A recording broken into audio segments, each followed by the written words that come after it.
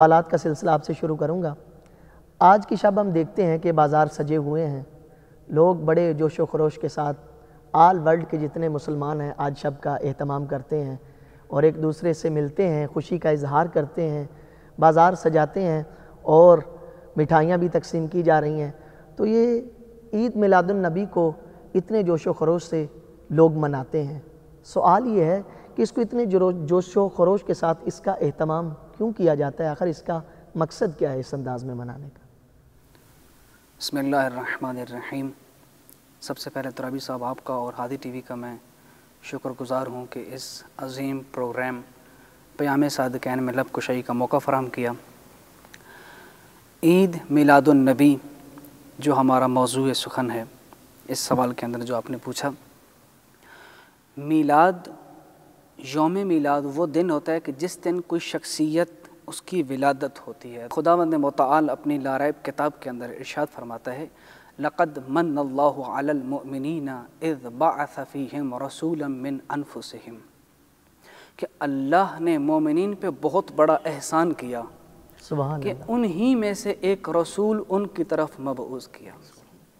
تو قرآن ہمیں یہ پیغام دے رہا ہے کہ اس پوری کائنات میں جہاں کہیں بھی مومن آباد ہے، اس مومن کے اوپر اللہ کا احسان ہے کہ نبی اکرم صلی اللہ علیہ وآلہ وسلم کو اللہ نے ان کی طرف بھیجا۔ ماشاءاللہ۔ جب قرآن نے یہ پیغام دیا کہ ہر مومن کے اوپر اللہ کا یہ احسان ہے، تو پھر ہم سورہ رحمان کے طرف جاتے ہیں تو سورہ رحمان ہمیں پیغام دیتی ہے، حل جزاء الاحسان الا الاحسان، کیا احسان کا بدلہ احسان کے سوا اور بھی کچھ ہو سکتا ہے؟ جب اس اللہ نے ہم پر یہ احسان کیا کہ اپنے حبیب کو، اپنے رسول کو ہماری طرف ہماری ہدایت کے لیے بھیجا اور مبعوث کر کے ہم پہ احسان کیا، تو احسان کا بدلہ احسان ہوتا ہے، اور وہ اس طرح ہے کہ جس دن اللہ نے ہمیں یہ نعمت نوازی ہے، ہم اس دن اس کی سیرت کو بیان کر کے، اس کے کردار کو بیان کر کے، اس کے پیغام کو بیان کر کے اس خدا کا شکریہ ادا کریں۔ بہت خوبصورت۔ یہاں پر ہم ایک لفظ استعمال کرتے ہیں، عید میلاد النبی۔ تو اس لفظ کے بارے میں یہاں پر میں وضاحت کرنا چاہوں گا کہ عید الفطر اور عید الاضحیٰ کے علاوہ آیا کسی دن کو عید کہنا یہ جائز ہے یا جائز نہیں ہے؟ کیا اسلام نے ہمیں کوئی ایسا پیغام دیا ہے کہ کسی اور دن کو بھی عید کہہ سکتے ہیں؟ تو عید ویسے دیکھا جائے تو خوشی کا دن، جس دن آپ خوشی منائیں اس دن کو ہم عید کہہ سکتے ہیں۔ جیسا کہ ہم قرآن مجید کی طرف جب دیکھتے ہیں تو سورہ المائدہ کے اندر خداوند متعال کا یہ کلام ہمیں رہنمائی فرماتا ہے کہ جب حضرت عیسیٰ علیہ السلام نے دعا کی، ربنا انزل علینا مائدۃ من السماء تکون لنا عیدا لاولنا وآخرنا وآیۃ منک، کہ نبی دعا کرتے ہیں کہ میرے اللہ تو آسمان سے ہمارے لیے ایک دسترخوان نازل فرما تاکہ اس دن کو ہمارے پہلوؤں اور پچھلوں کے لیے عید کا دن قرار دیا جائے اور وہ دن تیری نشانی قرار پائے۔ ماشاءاللہ۔ جس دن حضرت عیسیٰ علیہ السلام اپنی قوم کے لیے خداوند متعال سے دسترخوان طلب فرما رہے ہیں، اور جس دن وہ اللہ نے دسترخوان نازل فرمایا، قرآن کہتا ہے وہ یوم عید ہے۔ تو جب ایک دسترخوان ایک قوم کے لیے اللہ نازل کرتا ہے تو اس دن کو ہم عید کہہ سکتے ہیں۔ اور جس ہستی کے صدقے میں اور جس کی محبت میں پوری کائنات کو اللہ رزق دے رہا ہے، جس دن وہ ہستی نازل ہو، جس دن وہ ہستی کی جو وجہ تخلیق کائنات ہے، جس دن وہ ہستی آئے، تو کیا ہم اس دن کو عید نہیں کہہ سکتے؟ بدرجہ اولا کہہ سکتے ہیں، بلکہ زیادہ حق بنتا ہے ہم اس دن کو عید کہیں۔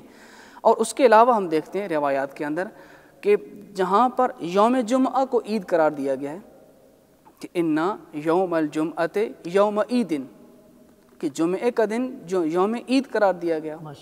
اسی طرح ایک اور بہت ہی خوبصورت حدیث ہمارے سامنے آتی ہے کہ صحیح بخاری میں ایک شخص کو ایک یہودی نے مخاطب کیا، کہا کہ تمہاری کتاب کے اندر ایک ایسی آیت ہے، لو انزلت ہذہ علینا، اگر وہ آیت ہمارے پاس اور ہماری طرف نازل ہوتی، لاتخذنا یومہا عیدا، ہم اس دن کو عید کا دن قرار دیتے، اور وہ آیت یہ تھی الیوم اکملت لکم دینکم واتممت علیکم نعمتی سبحان اللہ ورضیت لکم الاسلام دینا۔ جب وہ یہودی کہہ رہا ہے کہ اگر یہ آیت، یہ قرآن کی اتنی عظیم آیت ہے، اگر یہ ہمارے اوپر نازل ہوتی تو ہم اس دن کو عید کا دن قرار پاتے۔ تو یہ قرآن کی آیات اور یہ روایات ہمیں کہہ رہی ہیں کہ جس دن انسان خوشی منائے وہ دن اس کا عید کا دن کہلاتا ہے۔ حتیٰ کہ آپ دیکھیں پیغمبر اکرم کے وصی برحق حضرت علی علیہ السلام کا ارشاد گرامی ہمارے سامنے ہے، جہاں وہ نہج البلاغہ میں ارشاد فرماتے ہیں کہ مومن کے لیے ہر وہ دن عید ہے کہ جس دن وہ گناہ نہ کرے۔ سبحان اللہ۔ یعنی کہ جس دن اس بندے نے خداوند متعال کی اطاعت میں گزارا اور کوئی معصیت نہیں کی، امام فرماتے ہیں وہ دن اس مومن کے لیے عید کا دن ہے۔ سبحان اللہ، بہت خوبصورت انداز میں آپ نے ڈیفائن کیا کہ آخر اس کی غرض و غائد کیا ہے، کیوں اتنے جوش و خروش کے ساتھ اس دن کا، اس شب عید میلاد النبی صلی اللہ علیہ وآلہ وسلم کا اہتمام کیا جاتا ہے۔ اس میں میں ایک اور پوائنٹ ایڈ کرنا چاہوں گا کہ اس سے حاصل ہونے والے مقاصد کیا ہیں، اس سے حاصل ہونے والے فوائد کیا ہو سکتے ہیں کہ جن سے ہم ثمرآور ہو سکتے ہیں۔ یعنی کہ ہم کہیں عید میلاد النبی کا اہتمام کیا جائے تو اس کا یہ فائدہ ہے، اس دن کا اہتمام کیا جائے یہ فائدہ ہے، وہ فائدے کیا ہو سکتے ہیں؟ جب بھی ہم کسی شخصیت کے یوم میلاد مناتے ہیں تو اس میں ہمارا یہ فریضہ بنتا ہے کہ اس دن ہم اس شخصیت اور اس کے کردار کو لوگوں کے سامنے بیان کریں، تاکہ آنے والی نسلوں تک پیغام پہنچے کہ جس ہستی کی وجہ سے اللہ نے ہم پہ احسان کیا وہ ہے کون۔ بہت خوبصورت انداز میں نعیم عباس صاحب آپ نے بیان فرمایا کہ ہم اس کا